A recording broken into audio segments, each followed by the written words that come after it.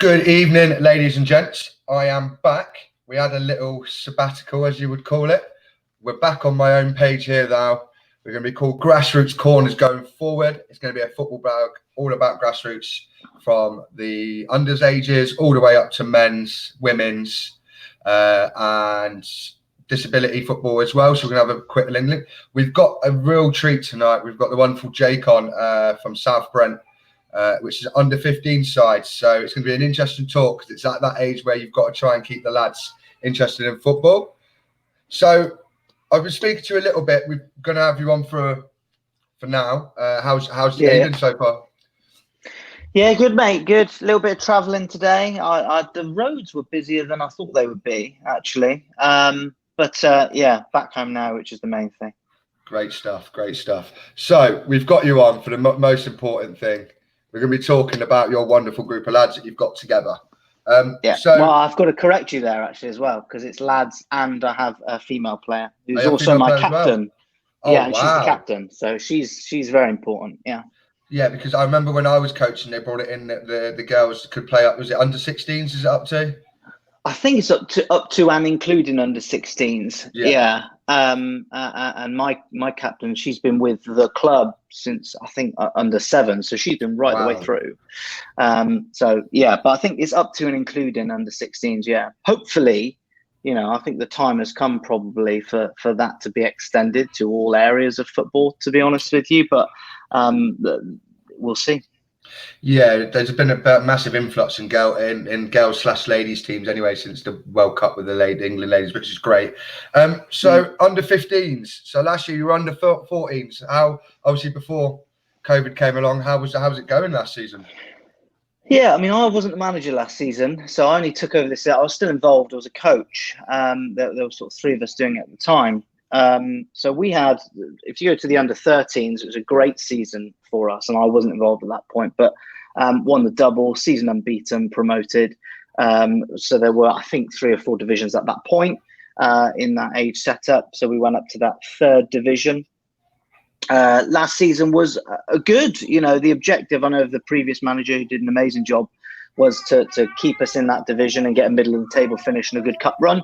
We got to the quarterfinals of the cup and we finished middle of the table on a points per game average, but I think we would have finished there or thereabouts anyway.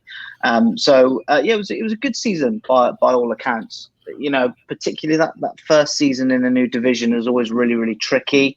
Of course, when you're coaching unders football, there's always the risk that, a new hobby or a new interest comes along and some of the players lose interest and want to move on. In some respects, you've got to make sure that they don't become distracted from the most important thing, which is their education. And in some cases, they have to take a step back to make sure they can strike a balance. But no, we did well, but by all metrics really last season, and we achieved the objective we set out to achieve. Yeah, like you said, it's tough. I did under football. I was speaking to you before, and it is tough. We got promotion, not the first season, second season, third season we got promotion, and it was one of them tough things because there was teams in there that we knew from the season before, and then there was teams in there never heard of. We've never been to their ground, never been around them, didn't really know what kind of setup they had. And it's hard that because you could come against a team that finished mid-table in that league that season, but they were miles. They've been together for a lot longer. They've kept the same team. They've got a big squad, and it is hard. Obviously, going into this season, have you managed to keep hold of a lot of players? Obviously, they're going into their final years at school, so it's got, like you said, getting the balance between school and football is one of the key points, isn't it? It is. I'm always really keen that I recognise football's a hobby. At that age, and what's really, really important to my players and to their parents is that they do brilliantly at school. But like everything, whether it's work or school, you've got to have an outlet. And I think in many respects, actually, the stuff we do at football will benefit broadly their skill base educationally and just in life. So I think all of the parents see that. But yeah, I mean, we lost throughout the course of last season, we lost 2 or 3 players. Nothing significant, and we'd lost them really before COVID had hit. We've retained all of our players, which is good from the end of the season, and added some. So I've now got a full squad. I'm at limit really. You can't have any more than 18. I've got 18, So we signed a few players recently, which is, I think, tantamount to our the ambition that we have this season. And the ambition of the team is top 3. That's what they want. So we need to make sure we bring in a few more players to have a good rotation, and keep ourselves fresh to achieve that. Obviously, the challenge when you have a squad that big is you can only have 16 on match day, so you've always got to leave 2 behind. So you've got to rotate, but equally you've got to remember that this isn't pro level elite football, so everybody deserves a fair crack of the whip. And you'll always have players that start every week, and you have players that don't start every week, but are a crucial part of the team because they sit in that rotation. But yeah, generally speaking, we've done well to retain the team that we had, to add the players that we have, and I'm confident that we stand a good opportunity of achieving our objective in the season coming. Yeah, it sounds like you've got right mixture there. I think the main thing with me with when you come to the under 15s, under 16 season is obviously school gets sick. It's serious anyway, but schools gets a lot more mentally draining for the players themselves. I noticed it when I got to my under 15s that some of them were coming to training, and it was more like they were coming to training because they wanted a break from revising and stuff like that. So it's kind of getting them to when they get to training is getting them to enjoy it, really, isn't it? Because end of the day, every team wants to do well. Like you said, your team has said we want top 3, but they also realise, and the managers realise as well, that sometimes football isn't the be all and end all, and they're going to have to concentrate on studying. If they've got a big mock coming up or exam, they've got to understand that. So I think with you're going to have it you're going to have a nice balance there, because you've got quite a big squad. So some players some weeks are doing too like being too or anything like that. So that'd be nice for you. To be honest with you, I think youth football, especially under 50s, people forget about this. People think if somebody's not been scouted by the time they're like 10, between 10 and 12, they're not going to be.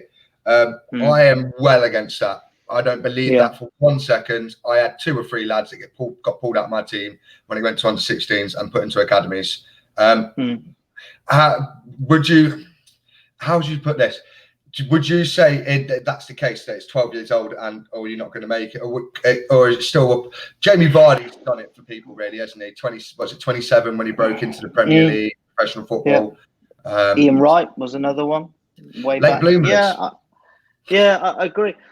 I mean, look, the first thing I should say is I'm no expert, right? I myself never actually played football to any standard. I just always wanted to be a football coach because I loved the game, and I like the idea of managing a team and leading a team to success. So I can't profess to have ever been scouted, even for the local reserves in my time. But common sense would tell me that to write off the potential of any individual at the age of 12 is just madness. Different people develop different skills and capabilities at different ages. So.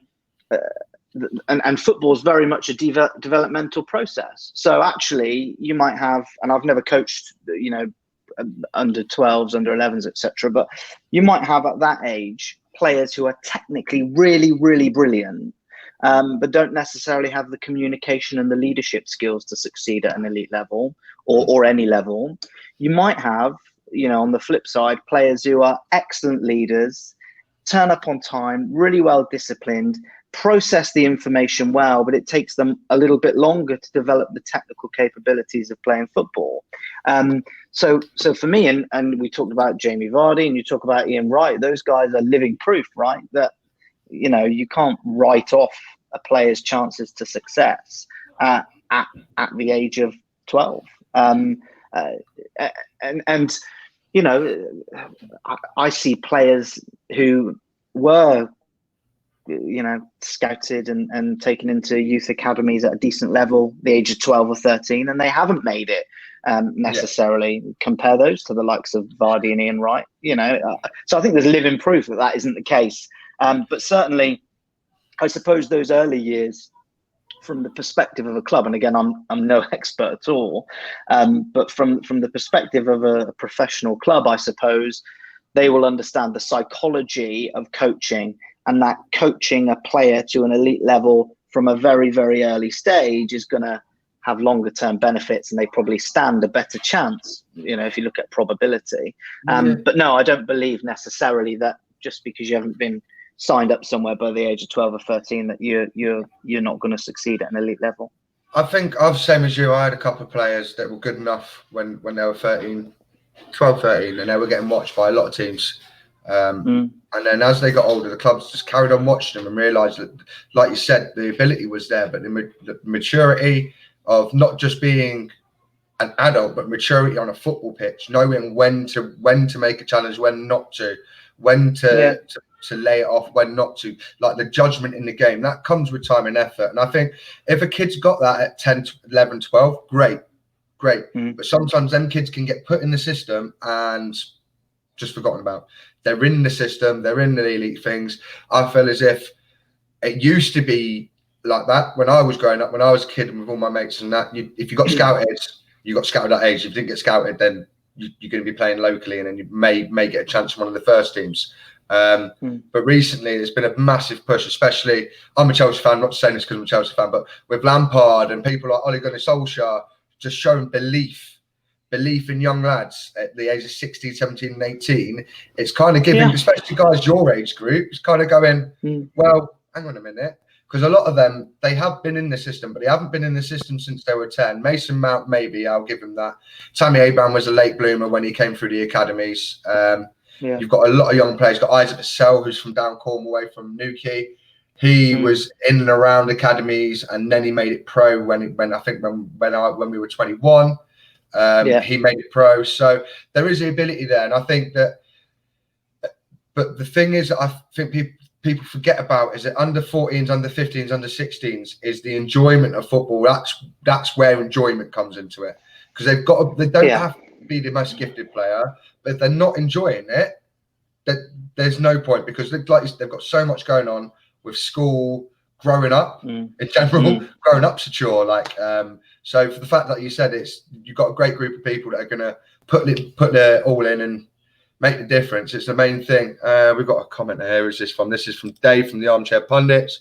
I scored 9 goals in 4 games of pre-season, and Jack then made me play left back. Turned out to be a good move, to be honest. Yeah, I did, mate. To be honest, he did. He scored some cracking goals pre-season, and I was like, do you know what, mate?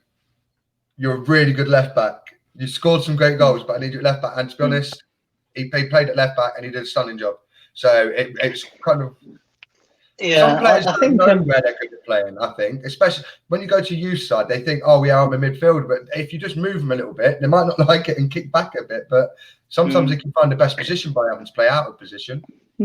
Yeah, it's a balancing act that I always think, because you made the point earlier, primarily they come there to have a laugh. Yeah. And the minute it stops being a laugh, stops being fun, then what's the point, right? I don't go for anything other than enjoyment, and neither should they. So I'm always very careful when a player says, I don't want to play centre back, which invariably most young players don't want to play in defence. Nobody grows up wanting to be Jamie Carragher, do they? No. Respectfully. So I'm always very careful when they say, I don't want to play left back, I don't want to play holding midfielder, that I try not to force them into that position. To your point, though, in some cases, and sometimes it's just one of those freak accidents, right? We're low on numbers this week. I need you to fill in. I'll never ask you again, but can you this week just sit at centre back? They have a great game. They love the feeling of having performed brilliantly. They realise that they're good in that position, and everyone around them says it, and their confidence grows. And that's happened in a couple of instances in our team, But again, it's like everything. It's such a delicate kind of balance, because the minute I say, well, you're a better centre back than you are centre forward, so I'm going to put you there. Well, there's every chance they'll probably leave the club and go somewhere else who would be happy to have them and play them in the position that they want. Yeah. So I always try to remember the core of what we do. It's like this, isn't it? It is, because like you said, they can have a game there and they really enjoy it. But then if you ask them for the next game, they might be a bit, I want to play up top, which, like I said, like you're there to enjoy it at the end of the day. But I think sometimes it does take that one day you shorten players, fill in this position. And then they end up going, gaffer or manager, can I play there again? I really enjoyed it. Yeah. So, like I said, it is a fine kind of balancing act, trying to keep everybody happy at the end of the day, isn't it? Yeah, it is, and again, there will be. It's like in any situation in life, whether it's family or a football team or work. People like to be managed in different ways.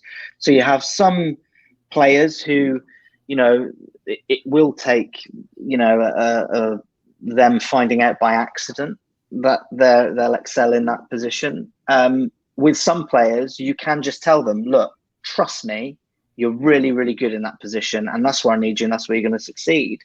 So knowing your players is always key. And of course, when you're coaching unders as well, it's about the kind of communication and engagement you have with the parents, right? Because, you see that player for an hour in the week or an hour and a half in the week, and then a couple of hours on match day, the parents clearly see them all the time. So often your avenue into that conversation about, position, or I've seen that player's not quite themselves at the moment. Is everything okay? It's through the parent. So when you're managing an unders team, the relationship you develop with the parents is absolutely critical, because without their support, it will all come crashing down. Without them, you have no football team.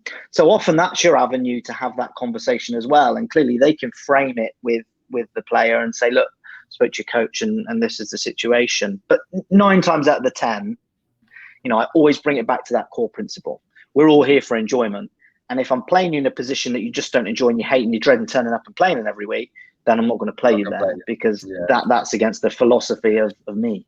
We've got another comment from Dave. Dave is older than me, by the way. I took over a couple of Sunday leagues and Saturday league teams through the years, and made some great teams. That's what happened to me. I played left back and right back for the next 6 years. But with Dave, it was kind of one of them things. He was a really good winger. He was really really good on either side. I could put him up top next to a big striker, and he would score goals. But when I first put him in left back, I was like, I'm short. Can you please play there? And he was like, yeah, okay. So this is even at men's football, and it happens at men's football. People think it happens at youth football. It does happen in men's football. No, it does, yeah. And he did play there for the next 6 years, but he played left back and right back in starting 11s in some of the best teams I've seen played, like Sunday league wise, and Saturdays as well. And he enjoys it.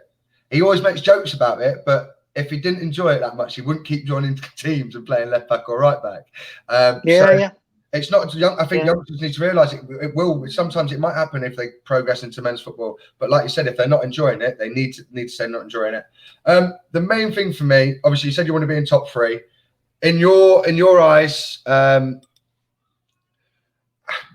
we obviously do this for about 20-25 minutes, so I want to get this. Lost you momentarily. Hello. Lost you momentarily, Jack. Hello, I can hear you. Yeah, lost you momentarily. I think you're back now. Right. Grassroots football. How important is it to the development of not only, like, especially unders? How important is that to the development of local men's teams, girls teams, ladies teams? In your eyes, it's a great question, and I think for me, whether it's football or rugby or cricket, youth sport. And those extracurricular activities. So it could be stuff like the Army Cadets, for example, as well. Those activities teach you, sport aside, they teach you a core number of skills for life. One is around working as part of a team and what that means. So finding my position in the team, building relationships and influencing people. In some respects, it's about leadership, communication, engagement. So it teaches you those kind of skills. There's an element of discipline there. I've got to follow a set of instructions from the coach. I've got to make sure that when I disagree with the coach, I approach it in the right way. I've got to make sure that I listen to what's being told of me, that I turn up on time, that I put effort in my drills. So if you take the sport, the technical aspect of the sport out of it, actually the soft skills it gives you for life, absolutely paramount.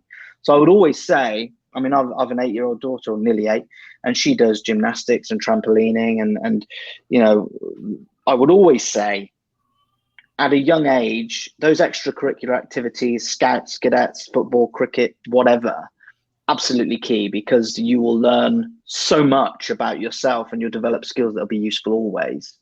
In terms of the technical aspect, of the game and the actual sport itself, I think it's absolutely crucial. I coached a men's team very, very briefly. I've never played, went into coaching a men's team at a reasonably good level, South Devon League, Premier Division level. And I was completely out of my depth, and I felt like I wasn't carrying the authority I needed to. So decided to go into youth coaching to kind of build out my capability and experience. And one thing that shocked me positively is how well run youth football is. And it relies primarily on volunteers in every case, whether it's the people who run the league and the people who run the teams, people who mark the pitch. Absolutely right.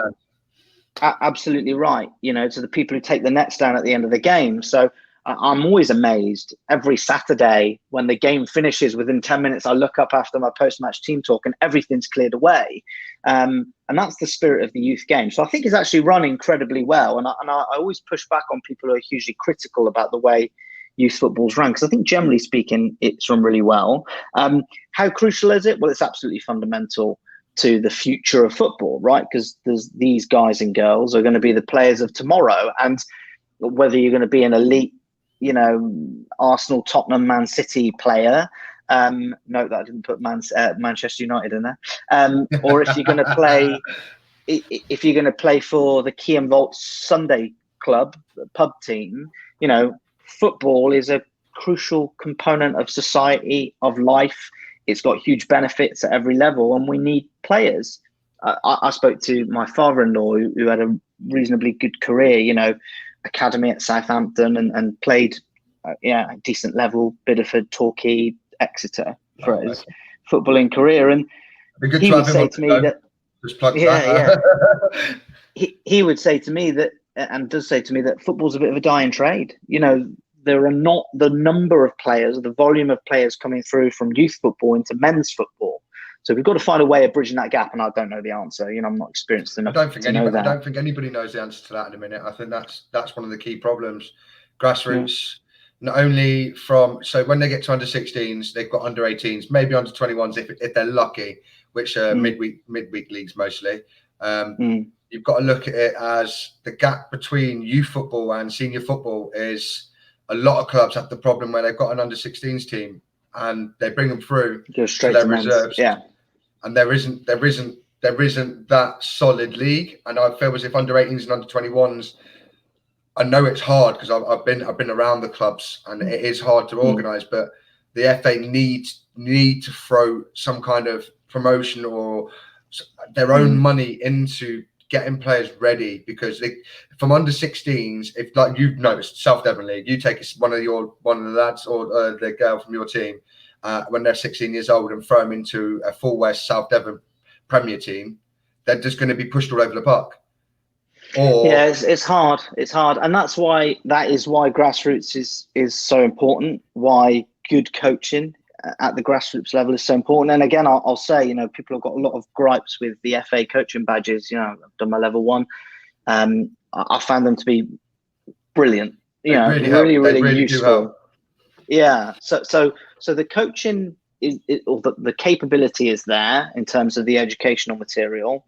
I think we have a deficit of coaches, if I'm honest. So that's crucial. You've got to solve that, because if you haven't got good coaches leading these teams, the teams will fold or will struggle, and therefore you won't have the players who will stick with it. Number 2, you've got to have a well-organised league structure. I think we're really lucky. We have the Devon Junior Minor League are great. To a fault, they're really, really good. And then you've got to make sure that coaching and that management of the game is well focused and structured right up until they're old enough to go and play for a men's team. And to your point, it's about making that decision at that under 15s, under 16s stage is, what are we going to do next? Are we going to go straight into a men's team? And you can do that, and you can supplement with some older, more experienced players. Or are we going to go under 18s and under 21s? You could insist, I suppose, that teams go under 18s and under 21s, but I don't think that's necessarily in the spirit of the game. But no, I think for all of those reasons, the game is hugely important, because it's building amazing skill bases for people in terms of the soft skills that they have and the life skills they need. But to your point, it's those stepping stones onto men's football at whatever level. We will always need football and we'll always have football. You know, so great players being coached from an early age at grassroots level. Yeah, it's absolutely vital. Well, Jake, honestly, it's been an absolute pleasure. After this, by the way, guys, if you are watching this, obviously the group's on private. The videos will be posted to our YouTube page.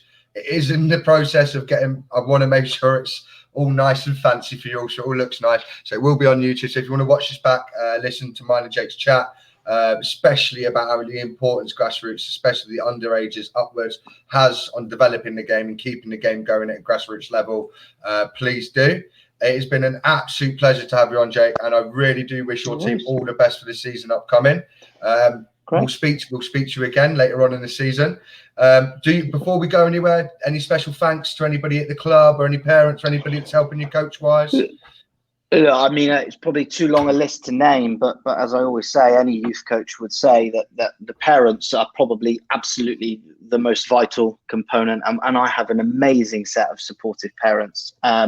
The coaching staff that we have, I say coaching staff, they're volunteers, but you know, I don't do it on my own. I have a guy called Gary who runs it with me, and he's amazing, you know, an absolute rock. And of course you have the committee, members of the club who often get a bad rap, don't they, committees and chairmen, but Yeah. We're lucky to have an amazing structure. So, you know, that they are all crucial, and I'm hugely grateful for everything that they do.